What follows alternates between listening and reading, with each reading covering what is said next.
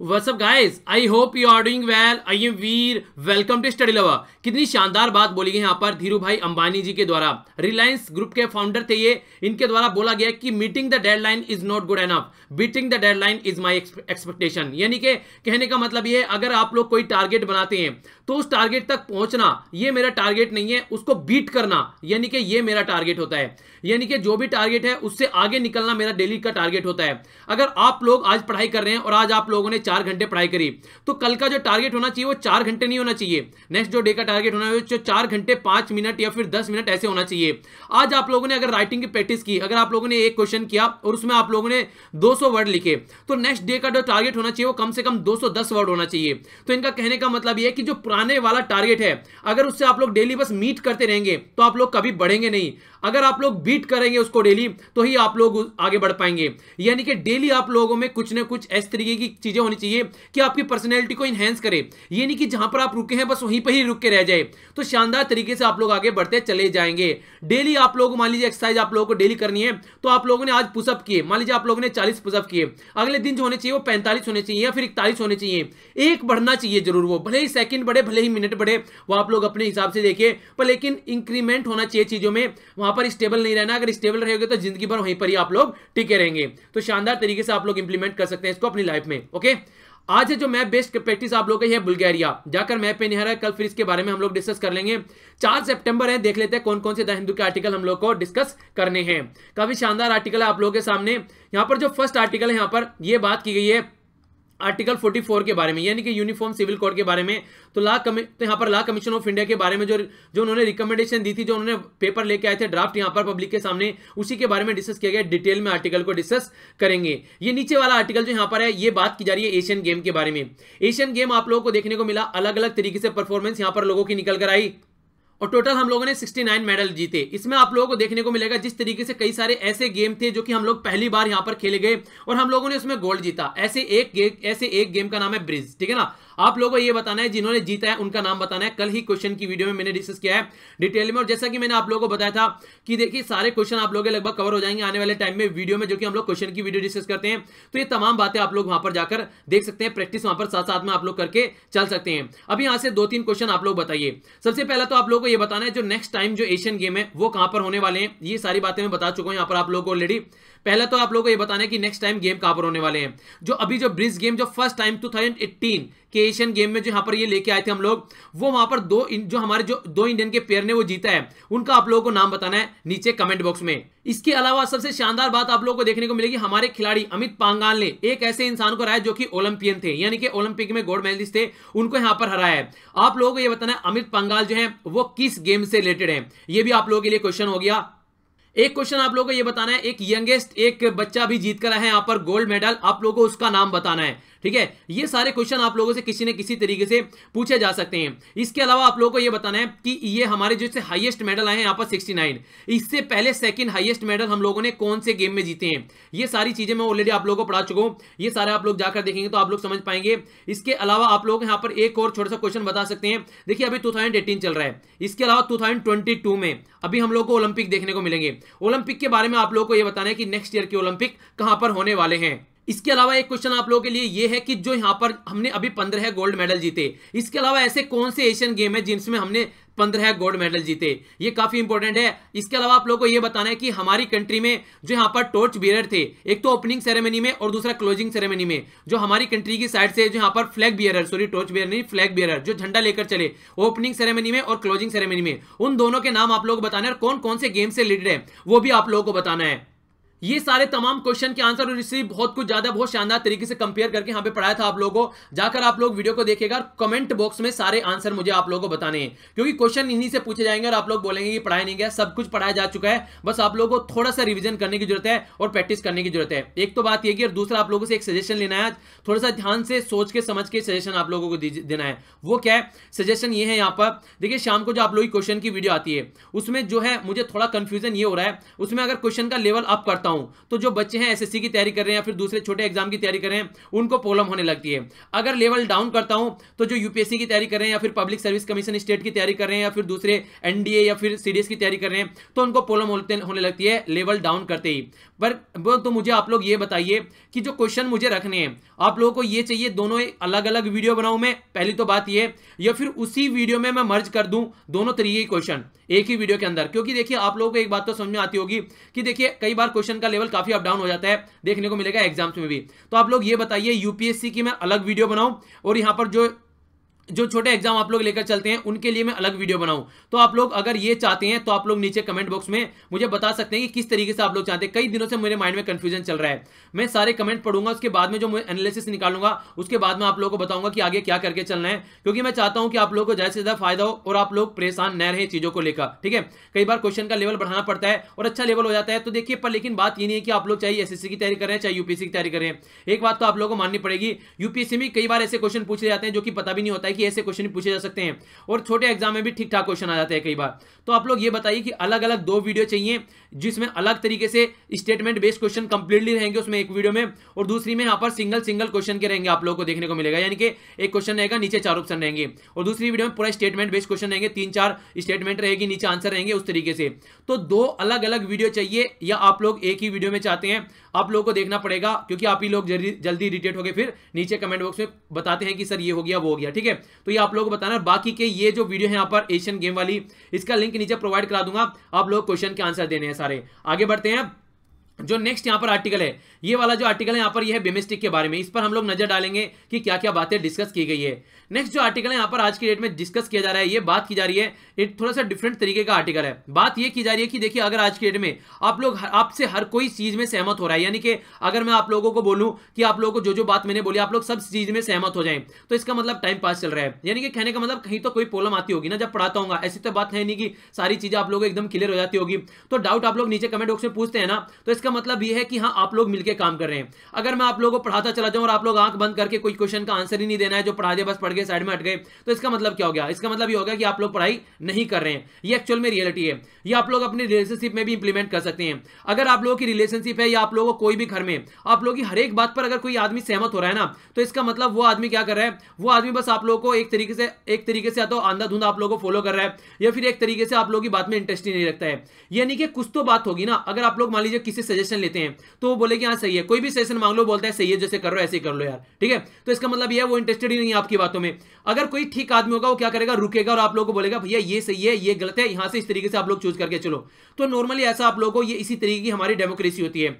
Democracy में अगर opposition ना हो किसी भी चीज के लिए तो इसका मतलब वो डेमोक्रेसी नहीं है। यानी कि डेमोक्रेसी का मतलब यही है कि आप लोगों को इस तरीके से चीजों को आगे लेके चलना है कि आप लोगों को हर बात पर सहमत होने की कोई जरूरत नहीं है। जहां आप लोगों को लगता है गलत बात है उसको पॉइंट आउट कीजिए, क्वेश्चन मार्क लगाइए उस पर और फिर उसको सही करते हैं और फिर आगे बढ़ते हैं। तो इस तरीके का पैटर्न होना चाहिए अगर एक अच्छी सोसाइटी और एक अच्छी डेमोक्रेसी आप लोग लेकर आना चाहते हैं। पर लेकिन आज के दिन में हो क्या रहा है, अगर कोई क्वेश्चन मार्क लगाता है और कोई उल्टी सीधी बातें बोलता है तो उनको गलत तरीके से देखा जाता है यहाँ पर सोसाइटी में। तो वो रवैया हम लोग को चेंज कर देना चाहिए, ठीक है। तो ये बातें यहाँ पर डिस्कस की गई है। तो इस तरीके से थोड़ा सा आर्टिकल था यहाँ पर। ये आर्टिकल काफी शानदार है। यहाँ पर स्कूल से जो बच्चे ड्रॉप आउट होते हैं उनके बारे में डिस्कस किया जा रहा है। डिटेल में आर्टिकल डिस्कस करेंगे। आर्टिकल इंपॉर्टेंट नहीं है, फिर से केरला के बारे में डिस्कस किया जा रहा है। फ्लड के बारे में कई सारे आर्टिकल हम लोग ऑलरेडी डिस्कस कर चुके हैं। ये वाला आर्टिकल यहाँ पर, ये भी आर्टिकल इंपॉर्टेंट है, इस पर हम लोग नजर डालेंगे। ये ट्यूबरकुलोसिस के बारे में यानी कि टीबी के बारे में, और ये वाला आर्टिकल है रिवर इंटरलिंकिंग के बारे में। तो इस आर्टिकल को भी हम लोग अच्छे से देखेंगे। तो आइए फर्स्ट आर्टिकल स्टार्ट करते हैं। सबसे पहला आर्टिकल मेरे फेवरेट जो आर्टिकल होते हैं, खासकर अगर बच्चों की एजुकेशन के ऊपर बारे में बात आती है तो उससे स्टार्ट करते हैं। देखिए हमारी कंट्री में सबसे बड़ी प्रॉब्लम आज के डेट में आप लोगों को देखने को मिलेगी।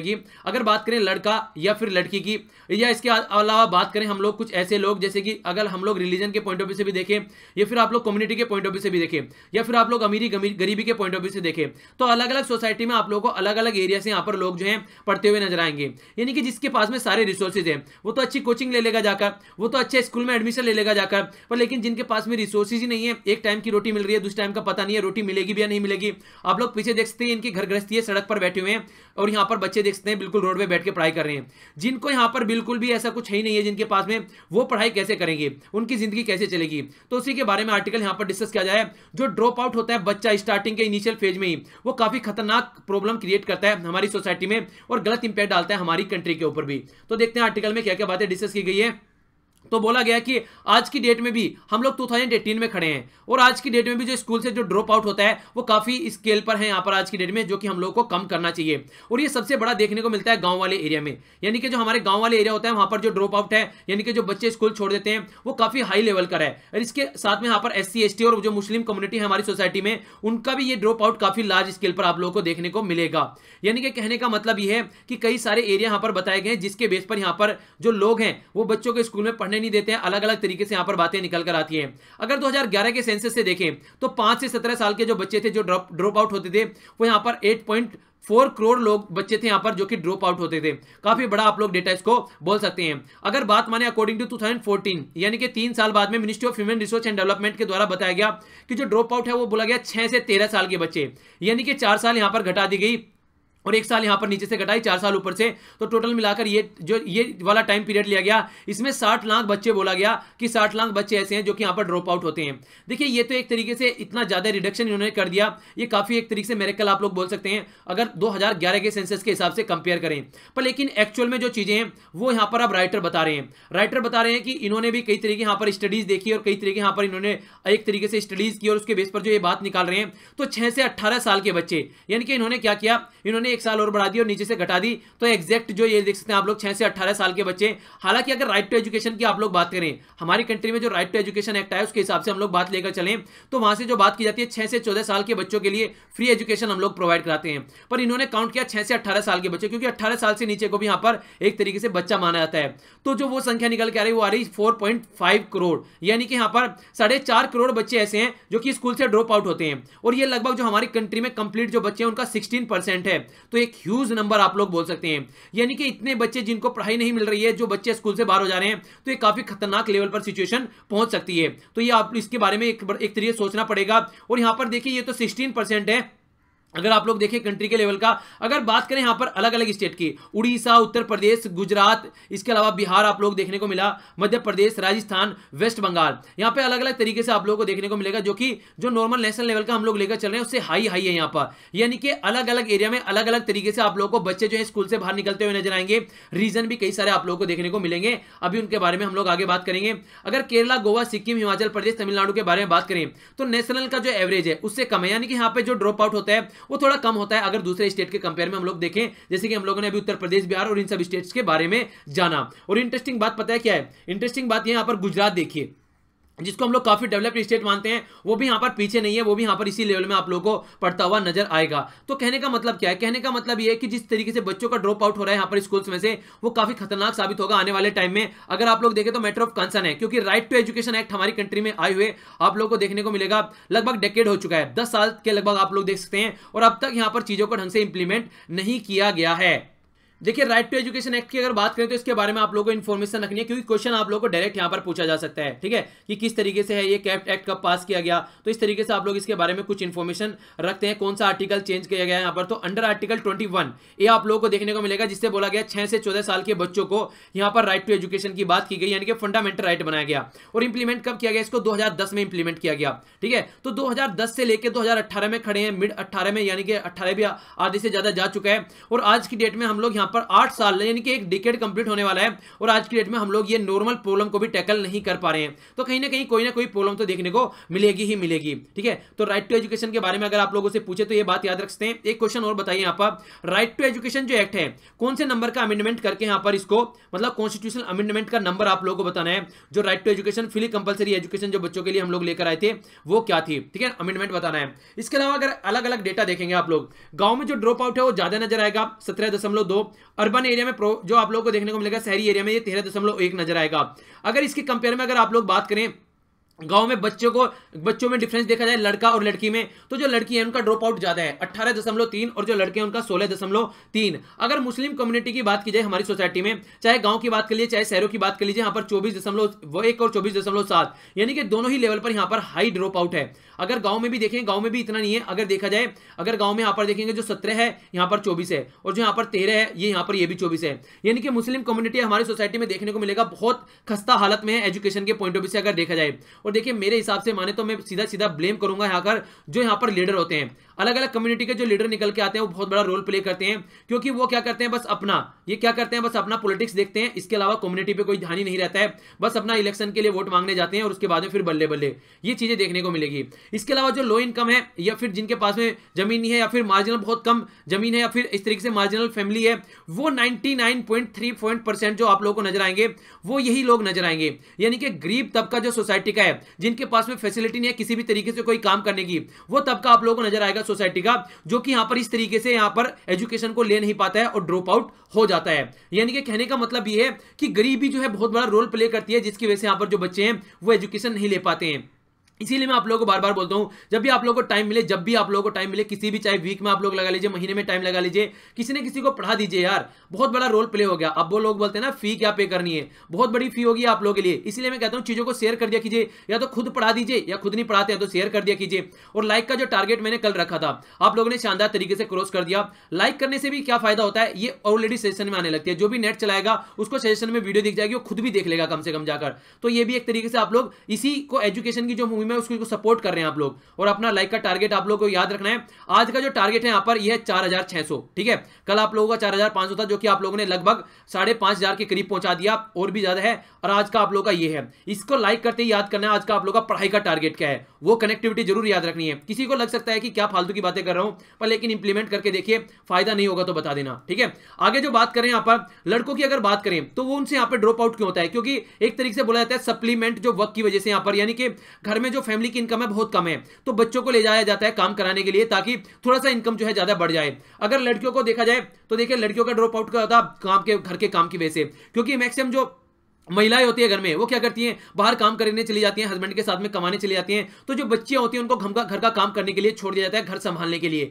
तो ये जो दो है बहुत बड़े रीजन है आज की डेट में जो कि यहां पर रोल प्ले कर रहे हैं। पर लेकिन इंटरनेट की अगर बात माने, अगर इंटरनेट यूज किया जा रहा है अगर घर घर में, गांव गांव में, तो देखिए ये इस तरह की प्रॉब्लम कहीं ना कहीं कुछ हद तक हम लोग कम कर सकते हैं। तो इसीलिए यहां पर ये बहुत बड़ा रोल प्ले कर रहा है। आज तक एजुकेशन को पेनिट्रेट करने में हमारी सोसाइटी में इंटरनेट का बहुत बड़ा रोल आज के डेट में हो रहा है। जहां पर रिसोर्सेज नहीं पहुंच पा रहे थे वहां पर भी रिसोर्सेज पहुंच रहे हैं, तो ये काफी बड़ा आप लोग रोल इसको बोल सकते हैं। इसके साथ में जो बात की जा रही है यहां पर आप लोगों को देखने को मिलेगा इंडिया में जो वर्स्ट कंडीशन है यहां पर, अगर चाइल्ड लेबर की बात करें, अगर संविधान के हिसाब से चलें, कौन सा आर्टिकल है जहां पर चाइल्ड लेबर की बात की जा रही है, नीचे कमेंट बॉक्स में बताइए। Right to education act implement किए हुए काफी टाइम हो गया, पर लेकिन ढंग से वो चीजों को कंट्रोल नहीं कर पाया। राइट टू एजुकेशन एक्ट के हिसाब से ये बोला जाता है कि अगर बात करें अवेलेबिलिटी की, तो वो 1 किलोमीटर डिस्टेंस पर होना चाहिए प्राइमरी लेवल का स्कूल, और 3 किलोमीटर डिस्टेंस पर होना चाहिए अपर प्राइमरी लेवल का स्कूल। ये क्या होता है थोड़ा समझ लीजिए। यहां पर प्राइमरी लेवल की जब बात की जाती है तो 6 से आप लोगों को देखने को मिलेगा यहां पर स्टार्टिंग से 6 साल के जो बच्चे होते हैं उनकी बात की जा रही है। 6 साल से बच्चे जो होते हैं उनकी क्लास की बात की जा रही है 5वीं क्लास तक का, ठीक है ना। अगर बात करें फिर अपर प्राइमरी की तो यहां पर की जा रही है फिर 14 साल के बच्चों तक की, और जो यहां पर 8वीं क्लास तक की बात की जा रही है। तो इसके लिए तो 1 किलोमीटर की रेंज में होना चाहिए, क्योंकि बच्चों की एज काफी कम होती है और बच्चे छोटे होते हैं, और यहां पर 3 किलोमीटर की रेंज में स्कूल होना चाहिए, जो कि आज तक ये भी रिक्वायरमेंट कंप्लीट नहीं की गई है। तो ये भी एक तरीके से आप लोग एक हडल बोल सकते हैं। इसी के तरीके से इंफ्रास्ट्रक्चर की जो प्रॉब्लम है बहुत बड़ी है, लैक ऑफ अवेयरनेस इतनी बड़ी प्रॉब्लम है। गवर्नमेंट के द्वारा जो फैसिलिटी प्रोवाइड कराई जाती है जनता को पता ही नहीं है कि ऐसी कुछ फैसिलिटी भी है, ये बहुत बड़ी प्रॉब्लम है। तो इंपॉर्टेंट इंस्ट्रूमेंट क्या है, अवेयरनेस क्रिएट किया जाता है अगर एजुकेशन अच्छी रहती है। इसीलिए मैं भी आप लोगों को बार बार बोलता हूं कि अवेयरनेस फैलाइए सोसाइटी में, ताकि ज्यादा से ज्यादा बच्चों को, ज्यादा से ज्यादा लोगों को हम लोग एजुकेशन से कनेक्ट कर सकें। तो इस मुहिम में आप लोग एक सिपाही बन सकते हैं, एक सोल्जर बन सकते हैं इसको आगे ले जाने में। ओके, बात थोड़ी लगती है आप लोगों को, एक बार इसको चीजों को करना स्टार्ट करेंगे तो आप लोग अपने आसपास भी कहीं ना कहीं चेंज आप लोगों को नजर आएगा। ओके, नेक्स्ट आर्टिकल है यहाँ पर ट्यूबरकुलोसिस के बारे में, जिसको हम लोग टीबी बोलते हैं शॉर्ट फॉर्म में। ये काफी खतरनाक बीमारी होती है जो हमारे लंग्स यानी कि जो फेफड़े होते हैं उन पर इंपैक्ट डालती है, और ये यहाँ पर जो होती है ये बैक्टीरियल डिजीज है, ठीक है, इन्फेक्ट करती है बैक्टीरिया के द्वारा। तो ये जो डिजीज है आप लोगों को देखने को मिलेगी, ये हमारी कंट्री में बहुत ह्यूज स्केल पर है।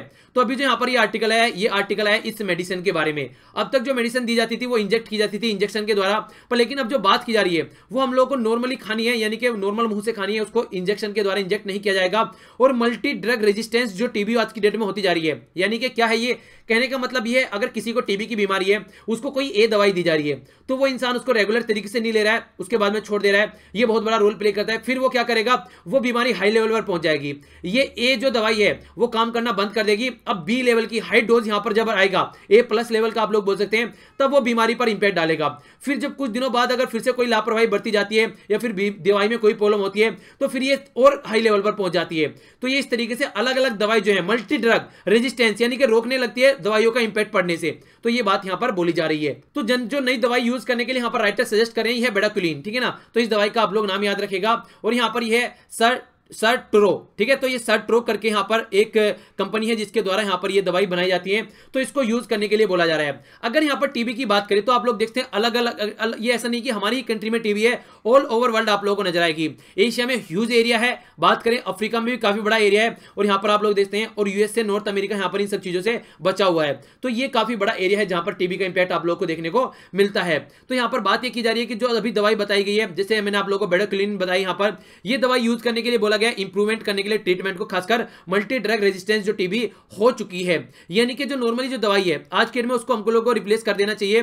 और इसको सपोर्ट किया जा रहा है काफी शानदार स्केल से वर्ल्ड हेल्थ ऑर्गेनाइजेशन की अगर बात करते हैं तो उसके द्वारा भी। ओके, अगर बात करें यहां पर आगे तो देखिए जो नॉर्मल दवाई होती है वो इंजेक्टेबल होती है, ठीक है, मतलब इंजेक्शन की फॉर्म में उसको डाला जाता है, उसको रिप्लेस करके यहां पर इसको हम लोग नॉर्मली मुंह से इसको खा सकते हैं, मतलब गोली टाइप की होती है, फिर कैप्सूल टाइप के होते हैं। तो ये काफी अच्छा है। इसके अलावा जो इंजेक्टेबल दवाई होती थी उससे कई सारी और प्रॉब्लम होने के वो रहते थे रीजन, जैसे कि आप लोग एड्स देख सकते हैं, एक सुई किसी को यूज कर ली, वही सुई यहां पर दूसरे को यूज कर ली, तो प्रॉब्लम काफी हो जाती थी। उसमें भी कहीं ना कहीं यहां पर चीजें जो है वो शांति में होती नजर आएगी। और सबसे बड़ी बात यह है कि कई सारी ऐसी प्रॉब्लम निकल कर आती थी यहां पर, जब इंजेक्शनेबल दवाई आती थी उसकी वजह से जो ट्रीटमेंट है लोग बीच में ही छोड़ देते थे, यानी कि हर बार इंजेक्शन लगवाना जाकर, ये सब चीजें तो काफी खतरनाक लेवल की चीजें आप लोग बोल सकते हैं। तो इसी की वजह से देखने को मिलेगा बहुत बड़ा एक सेक्शन ऐसा सोसाइटी का हो गया था जिनको ट्रीटमेंट मिल ही नहीं पा रहा था। और सबसे बड़ी बात यह, अगर जिनको ट्रीटमेंट मिल रहा था वो भी ओनली 50% आप लोगों को देखने को मिलेगा, यानी कि अगर 100 आदमी यहां पर जाते हैं दवाई का इलाज करवाने, 54% आप लोगों को देखने को मिलेगा सक्सेस रेट था।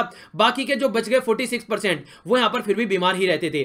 तो इसीलिए रिप्लेस करने की बात जो ली जा रही है यहां पर, ये कहीं ना कहीं एक अच्छे लेवल की बात की जा रही है, यानी कि एक अच्छे लेवल का डेवलपमेंट और एक अच्छे लेवल का ट्रीटमेंट यहां पर मिलेगा अगर इसके द्वारा यहां पर रिप्लेस कर दिया जाता है। तो साउथ अफ्रीका में यहां पर रिप्लेस किया जा चुका है, काफी अच्छे से यहां पर इसको यूज किया जा रहा है। साउथ अफ्रीका में जो आप लोगों को देखने को मिलेगा वहां पर भी मल्टी ड्रग रेजिस्टेंस टीबी का खोफ काफी अच्छा है। इसके अलावा यहां पर जॉनसन एंड जॉनसन जो एक कंपनी है, हम लोगों को आप लोगों को याद होगा, मैंने आर्टिकल डिस्कस किया था यहां पर, जो हमारे जो हिप ट्रांसप्लांट करते हैं उसके बारे में डिस्कस की जाती है। इसके द्वारा कई सारे डिफेक्टेड पीस लगाए गए थे जिसकी वजह से प्रॉब्लम देखने को मिल रही थी। आर्टिकल हम लोगों ने डिस्कस किया था, आप लोगों को याद आ रहा होगा।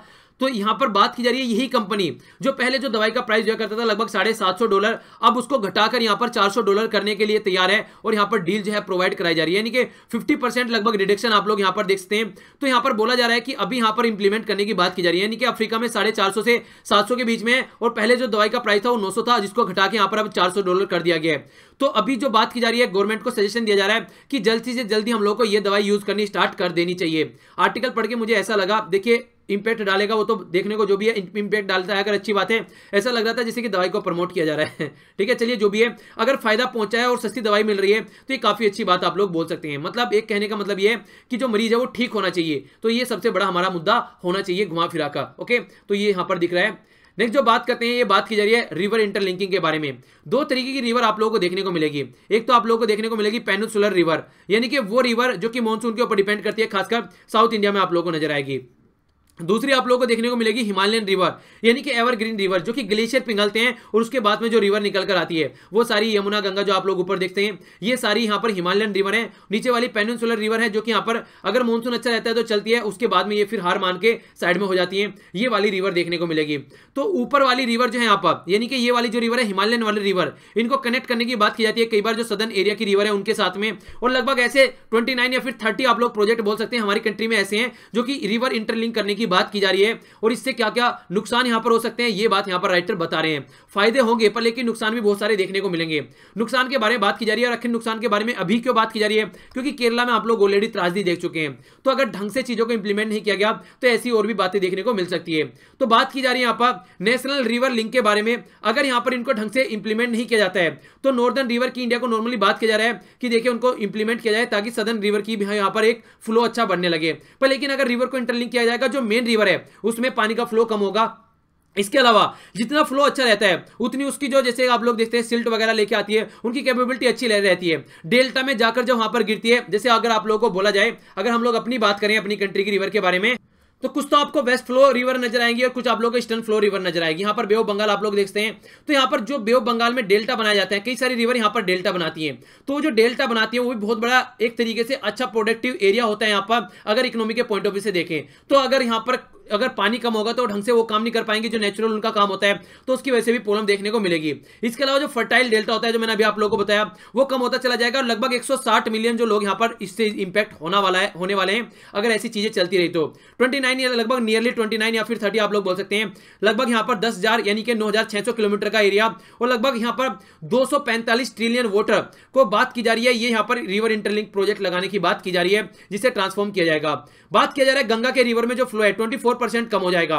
गंडक जो रिवर है, जो ट्रिब्यूटरी है यहाँ पर, और इसके अलावा घाघरा, उनमें लगभग 68% और यहाँ पर 55% जो यहाँ पर ज्यादा से ज्यादा इंपैक्ट पड़ने वाला है। ब्रह्मपुत्र की बात करें उसमें 6%, इसके अलावा मानस जो कि यहाँ पर ट्रिब्यूटरी है, और यहाँ पर इसके अलावा संकोच, और इसके अलावा यहाँ पर ये है रायधक, ये सारी रिवर में भी इंपैक्ट पड़ने वाला है। यानी कि जो नेचुरल फ्लो है रिवर का वो काफी खतरनाक लेवल पर इंपैक्ट उसके ऊपर पड़ने वाला है। अगर इतना इंपैक्ट रिवर के ऊपर पड़ेगा तो फिर ये सोचने वाली बात है। जो रिवर के मैंने नाम बताए उनका थोड़ा नाम याद आप लोग रखते हैं, अलग अलग रिवर पूछ ली जाती है, कई बार उनकी ट्रिब्यूटरी भी पूछ ली जाती है। कावेरी रिवर यहाँ पर ऐसी है जहां पर इंक्रीज फ्लो होता हुआ नजर आएगा, लगभग 30% बोला गया है। ठीक है, जो ट्रिब्यूटरी यहाँ पर ये है पिना, तो इसमें भी देखने को मिलेगा स्टेग्नेशन। अगर अलग अलग रिवर की बात करें, यानी कि कहने का मतलब ये है नॉर्थ इंडिया की जो रिवर है उनमें घटता हुआ नजर आएगा और साउथ इंडिया की रिवर में कहीं ना कहीं बढ़ता हुआ नजर आएगा, जो कि मेन यहां पर मुद्दा भी है चीजों को कनेक्ट करने का। तो नेचुरली काफी गलत यहां पर हो सकता है रिवर के साथ में, हो सकता है रिवर की खस्ता हालत हो जाए, रिवर जो काम करती है वो रिवर काम ही ना कर पाए, मोर वर्नेबल कंडीशन हो जाए, कहीं पर फ्लड आ जाए, इस तरीके की जैसे आप लोग केरला में देखने को मिली। और जो एक तरीके से जो एरिया है वो भी कम होने लगे क्योंकि अपना कोर्स चेंज करेगी रिवर। पहले ज्यादा एरिया में फैलकर चलती थी, अब कम एरिया में फैलकर चलेगी, तो अलग अलग तरीके के डेल्टा वगैरह नहीं बनाएगी। जो वहां पर जो नेचुरली जो वहां पर जो भी स्पीसीज पाई जाती है मछली वगैरह की, वो भी आप लोगों को देखने को नहीं मिलेगी। तो बहुत बड़ी प्रॉब्लम यहां पर आ सकती है अगर हम लोगों ने बिना चीजों को काउंट किए ऐसे प्रोजेक्ट इंप्लीमेंट करने की कोशिश की तो एक तरीके से आगाह यहां पर किया जा रहा है, आप लोग ये बोल सकते हैं राइटर के द्वारा। ओके, इसके अलावा जो नेक्स्ट आर्टिकल है ये यहाँ बात की जा रही है लॉ कमीशन ऑफ इंडिया के बारे में, और मिला के यहाँ पर आर्टिकल 44 जो कि यूनिफॉर्म सिविल कोड है। तो अब तक हमारी जो लड़ाई होती आई है, आप लोगों ने हिस्ट्री में पढ़ा होगा, जवाहरलाल नेहरू जी और BR अम्बेडकर जी ने पूरा AD तक का जोर लगाया था यूनिफॉर्म सिविल कोड को पास करने के लिए, पर लेकिन वहां पर पास नहीं करा पाए। यानी कि एक तरीके का यहाँ पर होना चाहिए सब कुछ, जैसे कि हम हमारी कंट्री में अलग अलग रिलीजन के लोग हैं, पर लेकिन जो मैटर है यहाँ पर एक ही तरीके से होना चाहिए। डाइवोर्स कैसे होना है, शादी के रिलेटेड जो मैटर है वो कैसे होना है, वो तमाम बातें यहाँ पर डिस्कस की जाती थी। पर अब यहाँ पर क्या बातें कर रहे हैं, यहाँ पर जो लॉ कमीशन ऑफ इंडिया उसने अपना देखने का पैटर्न थोड़ा चेंज कर दिया है। ये इंटरेस्टिंग फैक्ट है। तो तमाम बातें क्या बताई जा रही है, तमाम बातें ये बताई जा रही है जो कि रिलीजन से रिलेटेड ही ना हो। मतलब जो पहले जो एज हुआ करती थी वो यहां पर आप लोगों को देखने को मिलेगा, नॉर्मली पहले 21 साल की एज हुआ करती थी लड़के लड़कियों के लिए शादी की। यहां पर आप लोगों को जो नजर आ रहा है आज के में डिफरेंस क्या है, हमारी कंट्री में 18 साल लड़की की रखी गई है और 21 साल लड़कों की रखी गई है। तो जो राइटर है वो बोल रहे हैं एक तरीका डिस्क्रिमिनेशन है। आखिर यंग लड़की की शादी क्यों की जा रही है जबकि लड़के के यहां पर 21 साल की जा रही है।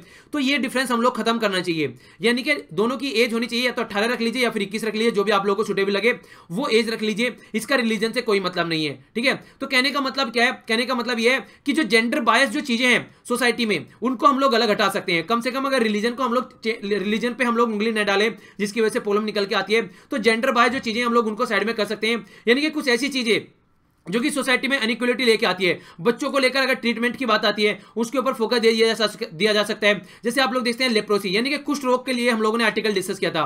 कुष्ठ रोग से अगर किसी को होती है बीमारी तो उसको भी डाइवोर्स के लिए बता दिया जाती थी कि डाइवोर्स ले लेना चाहिए इस इंसान से।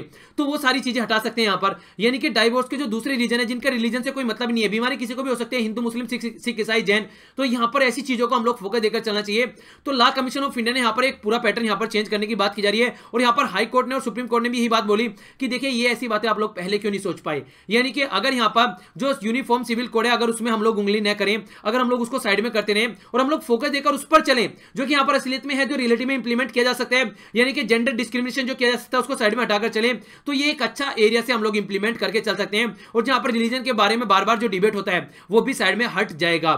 यानी कि जो नेसेसरी है यहां पर उस तरीके से हम लोग उनको इंप्लीमेंट करें। बाकी के जिस तरीके से आप लोग जानते हैं कल्चर डाइवर्सिटी हमारी कंट्री में कितनी है, तो हम लोग उनको साइड में रखकर चलें, उस पर ज्यादा इंपैक्ट ना डालें। यानी कि जो इशू ऐसे हैं जिनको हम लोग हल कर सकते हैं, जिनको हम लोग सॉल्यूशन निकाल सकते हैं, तो उन पर फोकस देकर चलना चाहिए, ना कि जो और रिलीजन से कनेक्टेड है। तो काफी अच्छे तरीके से यहां पर एक अप्रोच आप लोग इनके द्वारा बोल सकते हैं। ओके, जो नेक्स्ट आर्टिकल है ये बिम्स्टेक के बारे में, बिम्स्टेक के बारे में डिस्कस किया जा रहा है। बिम्स्टेक के बारे में अगर आप लोगों को देखें तो south Asia association of regional corporation, इसको हम लोग साथ बोलते हैं, बिम्स्टेक के साथ में कंपेयर किया जाता है। अभी यहाँ पर बिम्स्टेक की मीटिंग आप लोगों को नेपाल काठमांडू में देखने को मिली।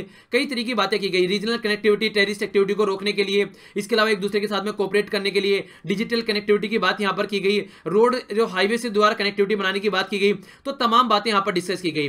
तो राइटर दो तीन प्रॉब्लम यहाँ पर बता रहे हैं जो कि मैं आप लोगों को ऑलरेडी डिस्कस कर चुका हूं। एक तो बात की जा रही है यहाँ पर किसके बारे में, रेवेन्यू के बारे में। इंडिया यहाँ पे सबसे बड़ा मेंबर आप लोगों को नजर आएगा, ठीक है, और इसके अलावा सारी छोटी छोटी कंट्री है, तो रेवेन्यू की प्रॉब्लम बहुत बड़ी रहती है। एक इनके अंदर डर रहता है जो यहाँ पर बिम्स्टेक कंट्री है कि कल को ये अपना वर्चस्व यहाँ ना दिखाने लगे तो वही प्रॉब्लम निकल के आती है। ये सारी प्रॉब्लम मैं ऑलरेडी डिस्कस कर चुका हूं, तो टाइम वेस्ट करने का कोई मतलब बनता नहीं है। वीडियो जाकर देख सकते हैं आप लोगों को, ये वीडियो डिटेल में डिस्कस की गई थी, तो नीचे लिंक आप लोगों को मिल जाएगा। एशियन गेम वाली भी और ये वीडियो भी, दोनों लिंक प्रोवाइड करा दूंगा, जाकर आप लोग देख सकते हैं, डिटेल में डिस्कस किया गया है। स्पेशल वीडियो बनाने का मेरा पर्पज यही रहता है, क्योंकि देखिए नॉर्मली आर्टिकल में बहुत कुछ होता है डिस्कस करने के लिए, तो अलग से वीडियो बना देता हूं, उसमें बहुत सारी चीजें कवर हो जाती हैं, तो लगभग 20-25 मिनट की वीडियो बन जाती है। अगर इस तरीके से आर्टिकल यहां पर डिस्कस करूंगा तो यहां पर एक आप लोगों को ओवरव्यू दिया जा सकता है, ठीक है। बाकी इसके अलावा यहां पर आप लोग देखते हैं, ये वीडियो जाकर देख लीजिएगा, और बाकी का जो आप लोग देखते हैं आंसर लिखने के लिए तो आप लोग को मोर देन सफिशिएंट प्रोवाइड करा दिया जाता है वीडियो के अंदर ही, ठीक है। तो उसके लिए आप लोगों को कोई भी कंफ्यूजन होने की जरूरत नहीं है, ठीक है। तो इसके अलावा आप लोगों को सजेशन भी देना है जो मैंने आप लोगों से पूछा क्वेश्चन की वीडियो के बारे में, और ये दोनों वीडियो आप लोग जाकर देख सकते हैं। तो आइए अब आगे चलते हैं। बात की जा रही है आने वाले टाइम पर रशिया के साथ में, बात की जा रही है लॉजिस्टिक चीजों को लेकर। अभी इंडिया की बात होगी यहां पर, तो मोदी जी और पुतिन मिलने वाले हैं अक्टूबर में, तो किस तरीके से हम लोग आगे बढ़ेंगे वो देखा जाएगा। क्यों? क्योंकि एक साइड में यहां पर यूएसए की प्रॉब्लम निकल कर आ रही है और एक साइड में यहां पर रशिया। यूएसए कहता है कि रशिया के साथ में अपने रिलेशन मत बढ़ाओ, पर हम लोग अलग अलग तरीके से यहां पर रिलेशनशिप आगे लेकर चल रहे हैं। तो कई तमाम बातें आप लोगों को देखने को यहां पर मिलती है, एक तरीके से कंट्रोवर्शियल चीजें आप लोग बोल सकते हैं। और ऐसी बात नहीं, हम लोगों ने किसी के साथ में साइन नहीं किया अब तक ऐसा एग्रीमेंट। यूएसए से हम लोग ऑलरेडी साइन कर चुके हैं 2016 में, रशिया का भी ऐसा ही होगा जो कि जिसके साथ में डिफेंस की हम लोगों के काफी अच्छे रिलेशन है। अपार्ट फ्रॉम दिस इंडिया जो है आज के डेट में अलग अलग कंट्री से, फ्रांस हो गया, ओमान, फिलीपीन, इनके साथ में भी अलग अलग तरीके की एक्सरसाइज आप लोग देखते हैं, अलग अलग तरीके से हम लोग पार्टिसिपेट कर रहे हैं। ओके, नेक्स्ट जो बात की जा रही है, ये बात की जा रही है चाइना के बारे में। चाइना ने ऑफर किया है 60 बिलियन का एड अफ्रीका को यहाँ पर, क्योंकि अफ्रीका कॉन्टिनेंट के कई सारे लीडर आप लोगों को देखने को मिला यहाँ पर पहुंचे हुए। चाइना के पास में ह्यूज मनी है और ह्यूज इन्वेस्टमेंट आज के डेट में चाइना कर रहा है, ठीक है। तो आप लोग देखते हैं इस तरीके से, तो काफी बड़ा रोल प्ले यहां पर किया जा रहा है। इसके अलावा यहां पर बात की जा रही है कोर्ट के द्वारा। कोर्ट ने यहां पर बात की अगर पुलिस किसी को अरेस्ट करती है तो उसको ये कोई नहीं है कि वो जाकर मीडिया में जाकर स्टेटमेंट देने लगे, ठीक है। और खासकर जो एक्टिविस्ट को यहां पर अरेस्ट किया गया है तो उसके बारे में बात की जा रही है, तो ये गलत बात है एक तरीके से। इस तरीके की एक्टिविटी यहां पर नहीं की जानी चाहिए। जम्मू कश्मीर के जो गवर्नर है वो बोल रहे हैं जल्दी से जल्दी यहां पर चीजें जो हरकतें चल रही है जम्मू और कश्मीर में उसका सोल्यूशन निकाला जाए। इंडिया और साइप्रस ने यहाँ पर मनी लॉन्ड्रिंग को कब करने के लिए अभी स्टेप उठाया, जो कि हम लोगों ने मॉर्निंग की वीडियो में भी डिस्कस किया था। 2 एग्रीमेंट के बारे में मैंने डिस्कस किया था, बताइए वो कौन कौन से एग्रीमेंट थे अगर आप लोगों को याद है तो।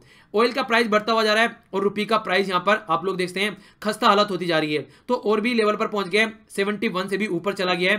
पहले 70 बोले थे, अब 70 से भी ऊपर चला गया, 71.21 हो गया है, तो काफी खतरनाक लेवल आप लोग इसको बोल सकते हैं। ड्रग रेजिस्टेंस सुपर बग की बात की जा रही है, अलग अलग लेवल पर देखने को मिल रहे हैं, यानी कि अलग अलग लेवल पर ये बातें निकल कर आ रही है। आगे आने वाले टाइम में ये चीजें हम लोग को देखने को मिलेगी कि किस तरीके से खतरनाक, खासकर तो दवाई का इंपैक्ट ही नहीं पड़ता है, ऐसी प्रॉब्लम यहां पर निकल कर आ रही है। ओके, इसके अलावा आप लोगों के सामने यहां पर यह बात की जा रही है कि अलग अलग एरिया में जो एवरेज एज है वो आप लोगों को देखने को मिलेगी। सबसे ज्यादा जो यहां पर एवरेज वेज, सॉरी एज नहीं वेज, ठीक है, जो कमाई है, यानी कि जो लेजिस्लेटर है, सीनियर ऑफिसर हैं और जो मैनेजर हैं, उनकी वेज काफी लार्ज स्केल पर बढ़ी है। इसके अलावा जो यहाँ पर अलग अलग क्लर्क लेवल के, क्राफ्टमैन लेवल के, उनकी वेज नहीं बढ़ी है। स्किल्ड या अनस्किल्ड लेवल की बात की जा रही है, अलग अलग लेवल पर यहाँ पर आप लोग देखते हैं कि किस किस एरिया पे क्या क्या यहाँ पर चीजें बढ़ती हुई नजर आ रही है। यानी कि जो वेज है वो अलग अलग तरीके से अलग अलग एरिया में बढ़ती है, ऐसा नहीं कि सबकी यूनिफॉर्म बढ़ रही है। अगर मान लीजिए किसी की, मान लीजिए यहाँ पर प्राइम मिनिस्टर की वेज बढ़ी तो नीचे जो क्लर्क है उसकी भी बढ़ जाएगी, तो ऐसा यहाँ पर आप लोगों को नहीं कुछ देखने को मिलने वाला है। ओके, नेक्स्ट आप लोगों से जो क्वेश्चन पूछा था ये था साइप्रस। साइप्रस की करेंसी जो है यहाँ पर ये है यूरो, और इसके यहाँ पर आप लोग एरिया देख सकते हैं, ये जो ऊपर वाला एरिया है ये कंट्रोल में है टर्की के, जी हाँ टर्की के कंट्रोल में है, और नीचे वाला यहाँ पर देखने को मिलता है आप लोगों को ये नॉर्मल साइप्रस आप लोग यहाँ पर देख सकते हैं। निकोसिया आप लोग यहाँ पर इसकी कैपिटल नजर आएंगी, ठीक है, और करेंसी यूरोप है क्योंकि यूरोपियन यूनियन का पार्ट आप है, तो इस तरीके से आप लोग इसको यहाँ पर देख सकते हैं। न्यूज में क्या, क्योंकि हमारी प्रेसिडेंट जो है यहाँ पर अभी विजिट पर है। ओके, बाकी आंसर यहां पर अंजलि त्रिवेदी और यहां पर यह किरण पटेल के द्वारा शानदार आंसर दिए गए हैं, आप लोग देखते हैं। बात की थी साइप्रस के बारे में जो हम लोग डिस्कस कर चुके हैं। प्रेसिडेंट रामनाथ कोविंद यहां पर बुल्गारिया, साइप्रस और चेक रिपब्लिक की यहां पर विजिट पर हैं। इसके अलावा आर्टिकल 17 के बारे में मैंने पूछा था, तो ये बात की जाती है अनटचेबिलिटी को रिप्लेस करने के लिए। रिलीजन से रिलेटेड बात करें तो 25 से 28 आर्टिकल की बात की जाती है।